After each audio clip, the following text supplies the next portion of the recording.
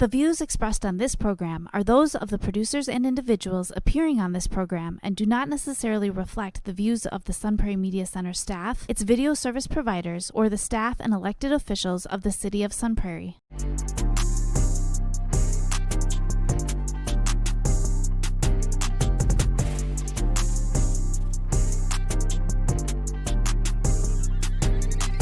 You are now listening to the Allen and DJ Show on 103.5 FM WLSP-LP, Sun Prairie, Wisconsin. We're here to talk about self-improvement, lifestyle, and becoming the very best version of yourself. You're now listening to the Allen and DJ Show. Yo, yo, yo. Milwaukee, Sun Prairie, and all the surrounding areas. You know what time this is. It's time for the Allen and DJ Show. And, of course, I'm Allen. And this is your boy, DJ. DJ, what's going on, my dirty? I'm doing good, man. How you doing?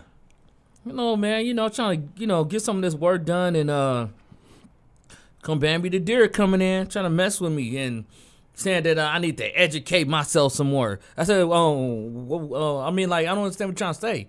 What, you trying to say I'm dumb? I'm trying to learn this technology stuff. I don't know what's going on. He said, well, I don't know what your education system looked like when you was... You know what? That brings me to it. Mm-hmm. Let's talk about it today. Okay. The education system. All right. But let's talk about it like this, though. How can we improve the education system? Okay. Let's do it. And in the words of Ralph Smart, we haven't even had breakfast yet. So, man, let's get this cracking, man. Oh, yeah. William J. Smith, how you feeling out there, Dirty? I'm doing pretty good. How about you? Oh, man, I'm cooling. So let's talk about bullet point number 1, personalizing learning. Oh, this is very important, man. But how this ties into improving the education system? The way personalizing learning is basically if you attend to the person's learning style, the better they will excel in school. So basically, let me give you a breakdown of the learning styles if people don't understand what I just said. Basically, the learning styles is the styles that kids or students learn to enhance their abilities. Okay. So basically, a learning style would be auditory learning, which you can learn from hearing things, or visual learning. Like a visual learner is basically a person that can learn off of just looking at pictures or looking at movies or seeing stuff just on a piece of paper, and they can interpret it from just seeing it. Or a kinesthetic learner is basically if you tell them something, they'll just do it. No, facts. I feel you. Yep. And, personalized learning, it's different strokes for different folks, I like to say. It's so many adaptive learning platforms out there, like AI is the newest thing I hear today. Yep. So if you don't know how to, work AI, then you pretty much lost in the sauce. And then there's tailored instructions for individual students for needs, far as places and learning styles. So just because, I might be a visual learner, some people might be just a hands-on learner, or, some people have to, see other people do it before they can do it. Yep. And then some people might say, hey, look, dude, you show me once, I can get this done.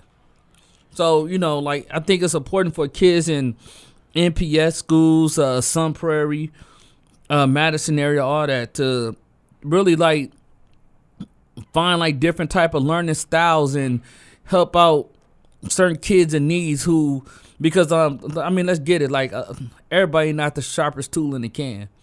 Some people might need a little bit more extensive learning. Some people might have trouble reading.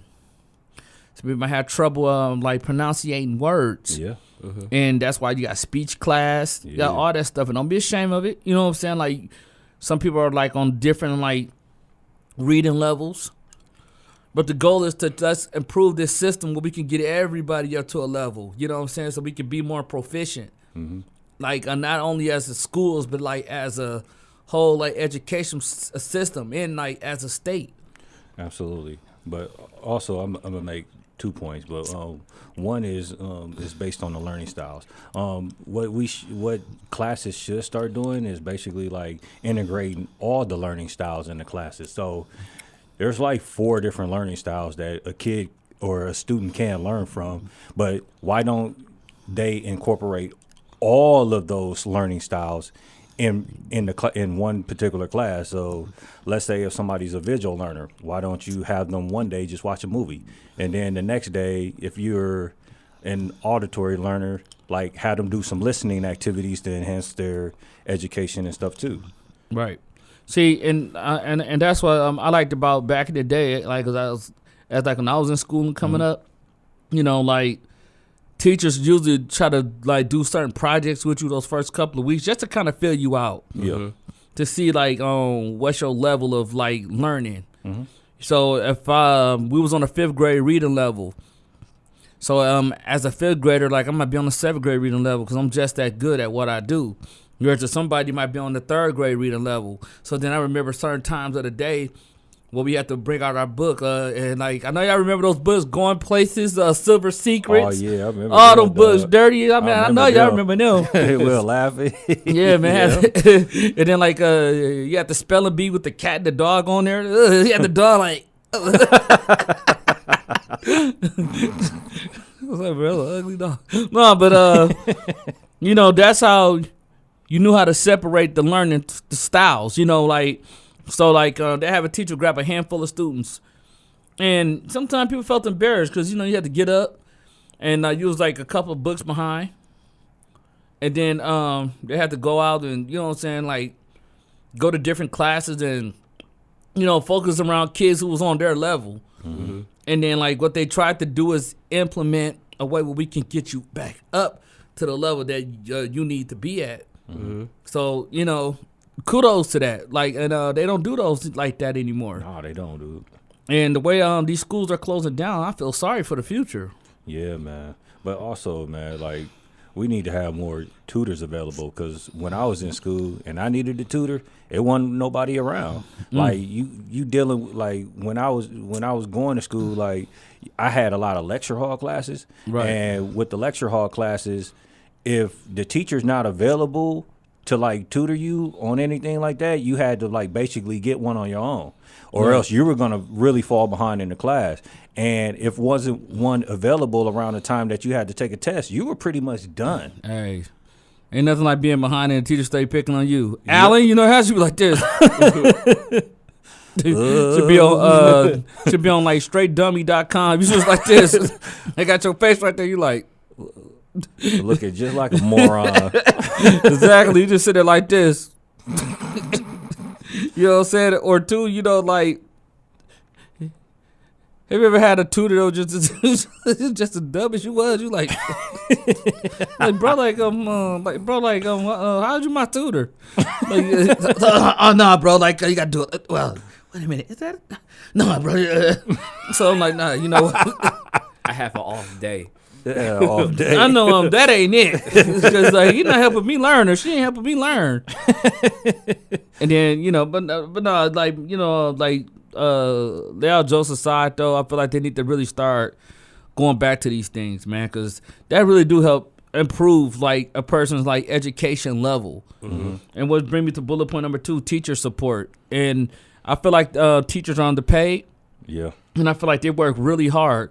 But why is this so important when it comes to improving the education system?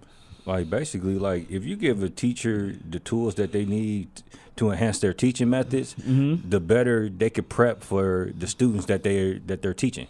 I like that. You know, because, like, a lot of teachers don't really have the support that they need these days. Like, outgoing professional development, mentorship, and the resources and the equipped teachers and the skills and tools that they need to effectively engage with students. So things have changed. Like now, you know, it's 2025. Back when we was in school, it was like 96, 97. You know what I'm saying? A long time ago. So technology really improved. So you have to give these teachers the proper technology that they need today so they can engage with these students. Absolutely. You know what I'm saying? Like now they got remote learning. Yeah. And that's cool to a degree. I'm not disagreeing with that not one bit, but it's nothing like being in that classroom getting that hands-on experience. You know, like ain't nothing like being in that classroom. You know, like because it's only so much I could do through a computer. Absolutely. But if that's the route that you have to take, because, you know, when COVID-19 happened, it changed a lot of things. But I feel like the teachers need the equipment and certain resources, you know what I'm saying, that they need as far as, like, money, the budget, you know what I'm saying, I'm trying to create a budget where they can really get the tools that they need to help these students grow. Yeah. Also, on top of that, like, teachers have it hard, man, because, like, you got the reason why we're saying like they need these resources is because of, first of all, the environment that they're in. Like they got to teach they got to be underpaid. They got to teach in bad environments. You got to teach with limited resources. You got to teach with challenging kids, like kids with ADHD, and you got to sit up there and teach this kid while you got to teach 30 other students and follow all the rules and guidelines without breaking your own morals and codes and ethics. And like that's a lot, dude. Man, that's a lot. Like, you know, on Shapri, you know, like my little sister who's a teacher. Yeah. She was teaching at Rufus King for a while in Riverside. Then she went out there to the Chapter 220 schools, or more like suburbs. And it saddens me sometimes because I'm sitting there listening to the conversations that she have with me about this, you know, like especially like the students at MPS, like they don't have the resources that the other students have that's like kind of farther out in the suburbs. So that's why those students are on such a higher level than MPS. So like when it comes to our test scores, it's terrible. Yeah. And you know, like I feel like with the education system, especially when it comes to Milwaukee Public Schools, they need to give the teacher the resources that they need, so these kids can get on a higher level as well. Yep. Because how is it so that students out here on the 4th grade reading level, let's say like you're in the 4th grade, right? But the kids out there in the suburbs on the 4th grade reading level, they is on a 6th, 7th grade reading level. Yep. They start trigonometry in the 9th grade, whereby we don't start that to our junior year. Yep. So like you can see it's a big gap, but they have the resources that they need compared to certain schools in like Milwaukee Public Schools and maybe certain schools here in Sun Prairie. Like they need the resources, but the teachers are very undervalued and they're very underpaid for the stuff that they have to deal with and go. Especially like the Lord knows what goes on in the classroom these days. You know, I remember I have substitute teachers and we used to act a fool. Oh yeah. You know what I'm saying? Or, you know, even when you had that regular teacher, like, you got to deal with 30 different personalities. Yep. Or don't let it be college where, you know, so you got 50, 60 students in one class. Yep. And that professor has to deal with 60 to 70 different personalities, and everybody learn different.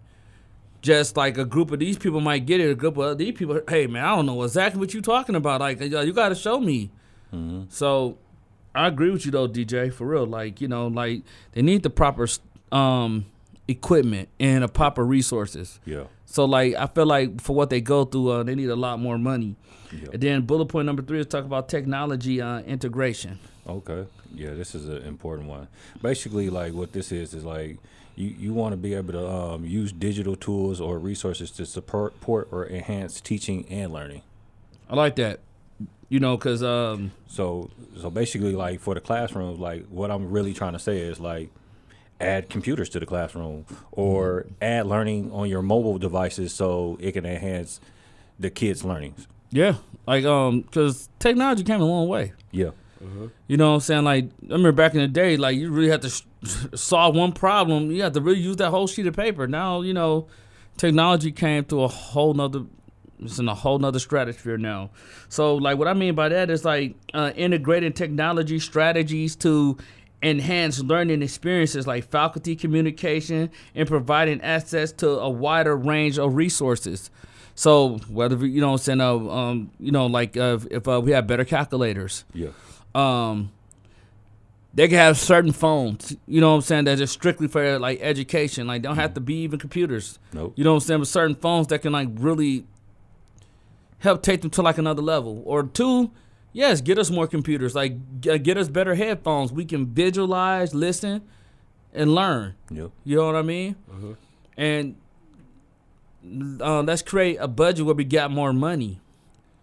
So, you know what I'm saying? We could do things just besides being in the classroom. Let's go out. Like, let's really, like, let's go to the museum. Like, let's really go out and learn about history and all that good stuff. Yep.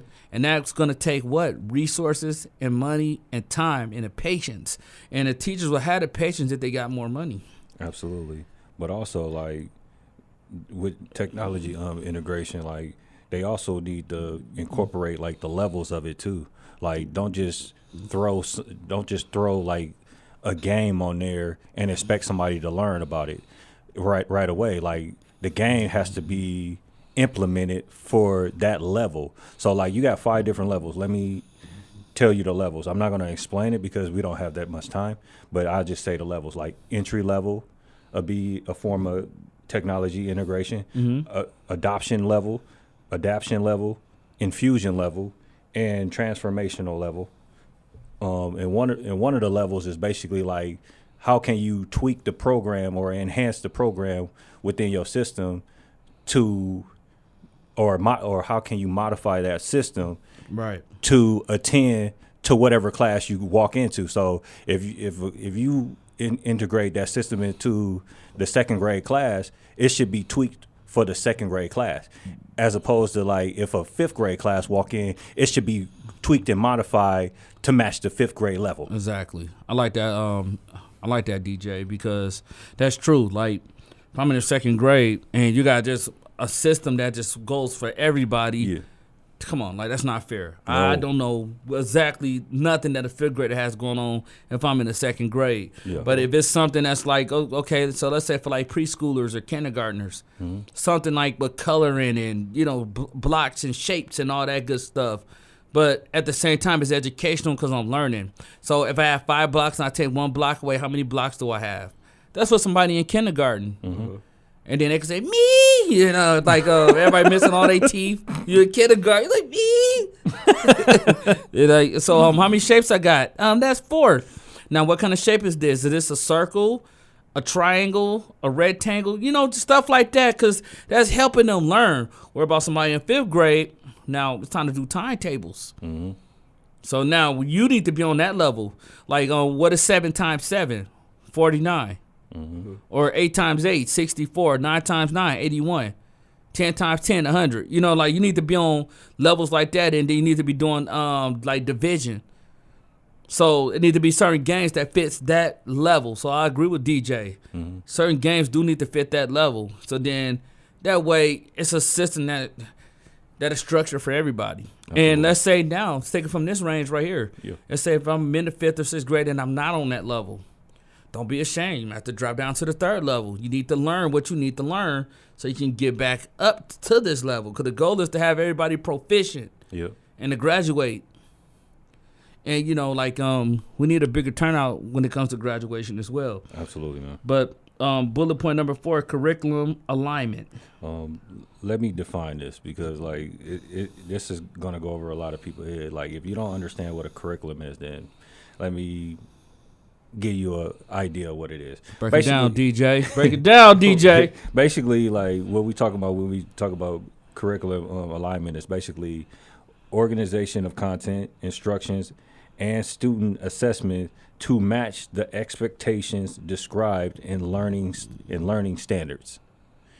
Meaning that what you're doing is you're modifying courses and programs to fit that student's attributes so it could prepare them for college. Most definitely. You know, like, ensure, you know what I'm saying, like, when it comes to like curriculum are aligned with national and local standards. So when it comes to like regular reviews and updates to reflect current trends and best practices. So whatever system that is going on today, you need to update that system to today's standard of learning. And that could come through like business and corporations and all that, let's say, who make these learning games. Like, as things evolve, basically that's what we're trying to say. Like, the curriculum need to evolve as well. Yep. So it can matches that person's level of learning. Absolutely. And then also they just need to have like instructional goals. Basically, like, if this is going to enhance your learning style, like, it should be a rubric on like what you should follow to not only like master that learning style, but master the path of like going. This is what you need to do in order for you to prepare you for college, or even if you don't want to go to college, this is what you should do to prepare to go into the workforce. And I remember back in middle school, we had programs to help you get prepared for high school, and high school had programs that get prepared for college. I remember we had to work on this big project, and you had like all semester to do it, and you had to hit at least a proficient level. And if you don't hit that proficient level, then you have to go to summer school. Yeah. And you know what I'm saying? Now, that was a way of like making sure that you can, graduate and, that you can go to like the next level. Didn't they call them like proficiencies or something like that? Yep. So, like everybody's just not going to get it on the first rip. And that's fine. So when it comes to summer school, we can really tackle deep into the project that you needed to become proficient. Mm-hmm. So that you can be out there with your friends and graduate and still have like the rest of the summer, but also understanding what you need to learn and the knowledge that you need that comes with this certain type of curriculum that can help you prepare for the next level and the challenges that you will face in your life. Absolutely. And bullet point 5, equality and access. So why is that important, DJ, when it comes to improving the education system? Basically, like these strategies, like you got to give like students that are less fortunate than us strategies to help us to help them advance, because right now it's a big gap in this education society when it comes down to like minorities and when it comes down to like the majority. Yep. I just say that because I don't want to make it like a segregated topic, but like definitely. The majority is at an advantage as opposed to the minority. I should say that. And I agree, and I want to like address like disparities when it comes to like access to quality education that could provide the resources and the support that the students need. And also, it's good to help them understand as far as like communities, ensuring that all students have the same opportunity to succeed. So which meaning that what's going on out there and like the suburb area should be going on in the NPS area, or should be going on in certain schools in the Sun Prairie area, because like even if we're both like, let's say Sun Prairie East and Sun Prairie West, but Sun Prairie East might have a little bit more than Sun Prairie West, then we need to fix that. So we need to provide the same type of opportunities, the same type of resources, the same type of learning tactics and techniques that can help everybody be like proficient. Yeah. And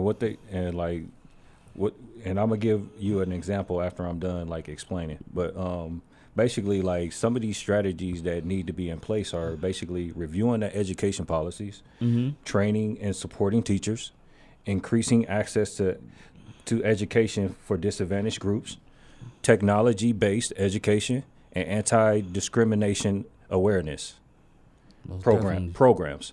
And an example of this is like I did this a couple summers ago. Y'all remember I got that computer, right? Yep. And how I got that computer was I entered a class only for minorities. And it basically was a computer class, and all it did was just teach you basic computer skills. And after that class, you not only learned the computer skills, but you got a free computer and you got a gift card. And that could actually help out people, because not only did it enhance your skills as like being on the computer and stuff like that, but like you also got a computer, which you probably wouldn't have been able to afford anyway. There you go. And you can use it for school or, you know what I'm saying, like college, well, especially college. Like, you're going to need your laptop a lot. Yep. So, when it comes to that, I feel like it should be equally, like, divided. Like, I feel like students should get free laptops. I feel like students should get free calculators. Yeah. I feel like students should get, like notebooks and pencils and pens and, like the assets, stuff that they need to, help them, like, move further as we trying to, go through this agenda and this thing that we call the education system. Absolutely. Like, you need all this stuff. If not, how can I learn on the level of DJ, or how can I learn on the level of Will if I don't have the resources? Yeah, you can't. You know what I'm saying? So therefore, I'm only going to be limited. So I think that's very important, man. You know, like they really Absolutely. need to focus on that. But also, bullet point number 6, I want to talk about community involvement. Oh, that's a good one too, man. So, DJ, break this down. How's this important when it comes to the education system for people to get like involved in their communities? Basically, like for me, the communities need more programs to help the kids outside of school, man. Sure. Because like what kids are doing now is like after school, if they're not doing like anything after school activities at school, what they're doing is they're just going home and either playing the game or they're just chilling. Like you remember back then, like when we came home, like we either went to like we went somewhere like the YMCA or something Yep. like that, Yep. or any type of program like that, or we went outside and played. Yep. When I come home from work, or even when I come home from the podcast, I don't see nobody outside playing. No. I don't see nobody running around. Ain't nobody doing nothing. And it's the school year. So after school, what everybody doing? They in the house playing the game or whatever.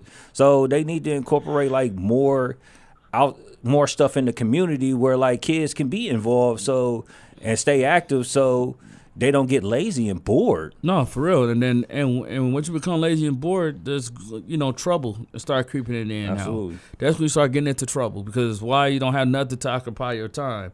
I'd rather there's basketball and football leagues out here. Or, if it's Girl Scouts, which is like, I know they got some of those, but, like where they can really, like baking classes, like with girls learning how to bake and even some guys too, like it could really show, okay, I want to be a chef one day. Then when we have programs here that can help you get to that level. Yep. So, fostering partnerships between schools and local businesses and organizations and community members to enhance learning experiences and provide worldwide connections. So, let's say if you got into this program here, which is like evolved through the education system, and let's say you did a 10-week course and you graduate, you might get a certificate, and this can help foster you to the next level where you might can get into that job and become a manager, and then eventually work your way up in that corporation because of the education that you got. Yep. So I like that. Yep. And then like we also need like more outreach programs for the youth, man. Yeah. Because like it's a lot of kids that are lost, man. Like especially in our area, Al. Yeah. They just lost, bro. And like they going, and when they go home, sometimes they going home to broken homes. So how you expect a kid to learn when they got to leave the broken home to come back to the broken home? Exactly. So you need a program to foster to those particular type of kids where like they might need somebody to talk to or somebody to lean on. So those programs can help you, like hotlines, anything like that. That's why they need a lot more big brother, big sister programs. Yeah. Because I remember coming up in school back in the day, like it was like kind of like that bigger sibling that you didn't have, and it make you feel like, you have a family, or just people in general, like in general, that you feel like, okay, like I can talk to this person about what's going on. I remember like when the Big Brother Big Sister program was going on. They could pick you up on the weekend and take you to the movies. Yeah. Things that get you out of that broken home. Mm-hmm. Because you don't know what kids are going through. Like, I could be the brightest tool in the can, but the stuff that I got going on at home might cause me to start acting out here because I don't know how to talk about it. I don't know how to communicate. Mm-hmm. So now, like, I'm just maybe I'm disrupting the class, or maybe like the work could be too easy, and they just know what they're doing, and it's boring. Yep. So. Like sometimes like kids get into trouble because they're just bored because the work is too easy. Absolutely. And they need something to constantly keep challenging them. Absolutely. And bullet point 7, let's talk about fostering critical thinking. Oh yeah, this is important, and the reason why this is important is because like what it does is it challenges students to learn, meaning like it finds you different ways to solve problems outside of the box. Instead of saying like 1 + 1 = 2, you can find different equations to solve different problems. There you go. So, and I like this because this helps you be able to use critical thinking in life. Yep. In general. So, if you know how to foster critical thinking in school, that's where it needs to start from, as far as in the education, you can use it in life. You can use it in business. You can use it in your personal relationships. You know, you're going to know how to foster critical thinking. And it emphasize critical thinking as like problem solving, creativity in the curriculum, encouraging students to engage in inquiring based learning. So, you know, like let's get into a program where, you know, we could create more challenging situations. Okay, so if we're in this situation right here, how will we solve this? Mm-hmm. Okay, then what are we going to do after that to get to the root of the problem? So what's the cause of the problem? How did the problem get started? And what can we do to fix it? Which is like, I was glad that we had this in school back in the day because it taught me what I need to know today. So the goal was to always, we know the problem is there. That's the easy part. Absolutely. Mm-hmm. But the goal is, let's focus on the solution. Yeah. What is the solution to the problem? Like, well, what can we do to get out of this problem and make sure the same problem don't keep duplicating itself again? Absolutely. So that's where, you know, I feel like critical thinking comes from. And they have certain classes for that, you know, that could really help you use those tools. Like, because now, like, you got those brains working. Now you got the kids more engaged. Like, man, I don't know. If I was in that situation, how would I handle it? Absolutely. And, like, also with critical thinking, like, what it also does is, it also helps you access other parts of your brain, man. Yeah. That you don't use a lot. No, for real. A lot of people don't even use their subconscious mind. I think a lot of people in the world only use 10% of their subconscious mind. Yep. So, like, it's a whole other part of your brain that you can use, and we don't even use 50% of our brain. Yeah, that's an actual fact, though. Think about that. Like, that's crazy. So, if you bringing this into the education system, you challenging students to use more of their brain, and then they're using like their imagination. Now the creativity coming out. Now you got 5 or 6 or 7 different students raising their hands saying, "Hey, I could solve it like this. A good answer. What about you? Well, if I did it like this, then the outcome could be like that. I like that answer too." It might be different ways that we solve things, but we solving it. Mm-hmm. And we're using critical thinking. When we're using our mind, we really thinking. Mm-hmm. Like, it's like watching a movie, and it helps you navigate through that movie as far as like, man, I wonder what the plot gonna be to this. Mm-hmm. Like a good suspense movie or something, you know?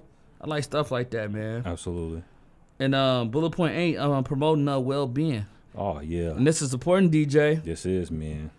Like, but for me, when it comes down to promoting well-being, like, I think we need to integrate more classes on self-development and college prep, or even workforce prep. Basically, and let me give y'all an example real quick. Like, when I was in high school, I was in the 11th grade. Mm-hmm. And I took a class called Avenues of Awareness. Before this, I didn't have no path or like what I wanted to do with my life, or figure out like who I was as a person. But taking that class actually unlocked a couple things for me. Like, it was just a random 3-credit class that I just needed to fill. But when I took that class, I learned so much. It not only analyzed like who I was as a person, but who I am around other people, and it got me prepped for the college life. Like, basically, like, when I went to college, I was prepared because I understood myself and understood my environment. There you go. And, you know, promote well-being to me is like making sure, like, not only is the education good, but let's get more policemen or more security in the schools then, because you know, like, you have kids that do bomb threats every once in a while. You know, like, you want to make sure schools are safe. Like, somebody might be in fear of their life because it might be a gang of girls that don't like this one particular girl, or a gang of dudes that don't like this one particular dude, for whatever reason it may be, and he feel like he being bullied. So, you know, the goal to me is like, far as promoting like well-being, and they need to prioritize mental and emotional well-being of the students as far as like education by creating a safe and supportive learning environment, and also have access to like counseling and support services like what you was mentioning before, DJ. Like if I'm going through something and I'm just like, man, you know, like I want to come to school, but I keep hearing people like threatening to jump me. Then they need to have like a support group or like or a different like avenues and different like outreaches and sources that I could talk to. For us, like, hey, like, look, like, I love the school, but I feel like my life is in danger. Yep.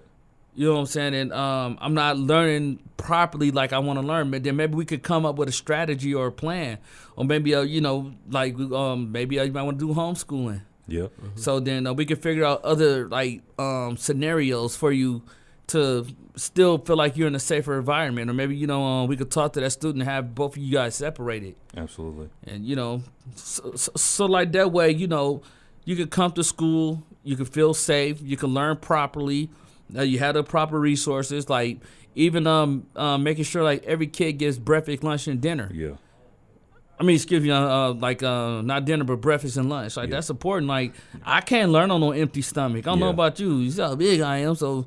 Bruh, I can't learn on no empty stomach. Like, I'm not thinking about you. My stomach growling. You know what I'm saying? Yeah. And I'm not thinking about nothing you saying on that board right now. Yeah. So that's not like so therefore like my well-being is way off. But if I have like a well-balanced meal. Yeah, like, you know, like a well-balanced meal, now like I'm more engaged as far as what you're talking about. Absolutely. And you're absolutely right, because I was going to make that point next. I was like, yeah, you got to, in order to control somebody's mental state, or in order to control like that student and keep him focused on learning, sometimes the best way to do that is like to let them eat something. Yeah. Like, let's say Will was the teacher. Anything Will talking about, bro, I'm not thinking about you. I'm hungry. I'm starving. I'm not thinking about nothing you got up there on that board right now. I'm thinking about how good that pizza tastes, or you know, I'm not thinking about you. Yep. So therefore, like, the kid is already off guard. I mean, he already off guard already. Yep. Just because of that. So let's try to like really promote that a lot more when it comes into the education system. And bullet point 9, data-driven decision making. Oh yeah. Basically, I'm gonna give you a definition of that, and then I'll give y'all an example from both, not only from a corporate standpoint, but from a school standpoint as well. Basically, the definition of it is a process of making decisions based on data analysis. And an example of this in the corporate world would be Amazon uses data to drive sales.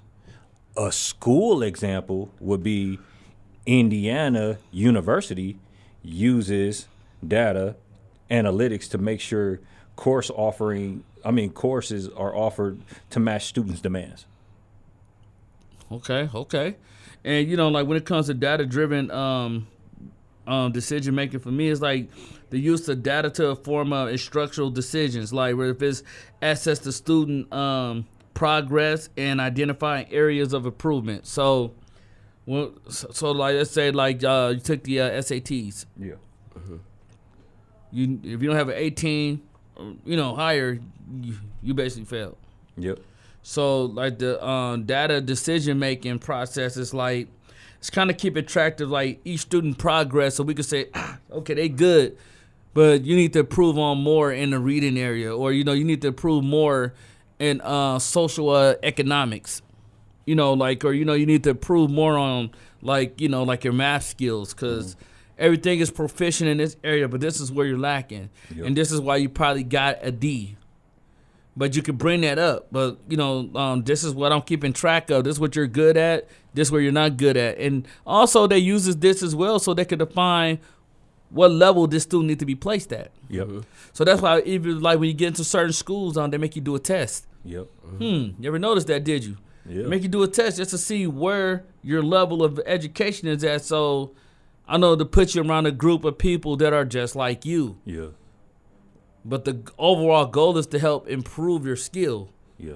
So sometimes, you know, this has to happen. Or sometimes they do the particular tests to see if you're ready to handle the workload that they're about to throw at you when you enter this environment. There you go.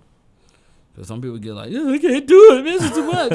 Or going to the professor. I'm just not understanding. Like, hey, calm down. Like, I tell you where you're going wrong, yeah. But no, like it's true though. Yeah. And connecting Campuses, man. Bullet point 10.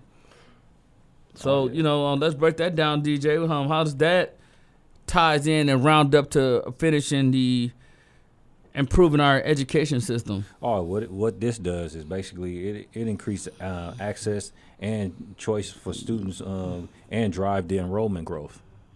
I like that because like enrollment is everything. Like you want to enroll as many students as you can, as possible, especially when it comes to like the education system and like improving the education system. Absolutely. So integrating various compact systems to create and connect with effective and efficient educational environment. Absolutely. So like not only do I want to just enroll students, but I want to have a connection with each and every last one of them. Yep. Like, see what type of environment do they like to be in? Are you comfortable? Are you safe? How's the learning? Are we improving to your satisfaction of your needs? Mm-hmm. So, I think that's very important. And to tie into the Allen DJ's final thought, DJ, what's your final thought when it comes to helping improve our educational system? Basically, we need to try to match the students' learning styles by incorporating more classes that fit all of everybody's learning style, because in every class you're going to always have somebody that's a different learner than each other, and you dealing with all those mindsets, somebody's going to get lost if you're only teaching one learning style. Most definitely. And for me, I feel like make sure first off, it starts with the teachers getting the support that they need and getting the resources that they need to help the students grow and become the very best versions of themselves. Help them bring in the type of technology that is going on today. It's AI based now. That's what we're going towards now as far as the future go. Then we need those type of things and help them challenge their critical thinking. Help them make problem solving a way of life. And most importantly, let's keep improving our educational system by using personalized learning. So let's have a connection with our students. I feel like our students should be able to come to us and talk to us about anything. Hey, look, I don't get this. I'm failing. I'm terrible. How can I get better? And once we do that, we just became the very best versions of ourselves. Now, this is the Allen and DJ Show. You can find us on the Allen and DJ Show on YouTube, the Allen and DJ Show at gmail.com if you have any questions about what you want us to talk about. And you can find us at the Allen and DJ Show on our fan page on Facebook.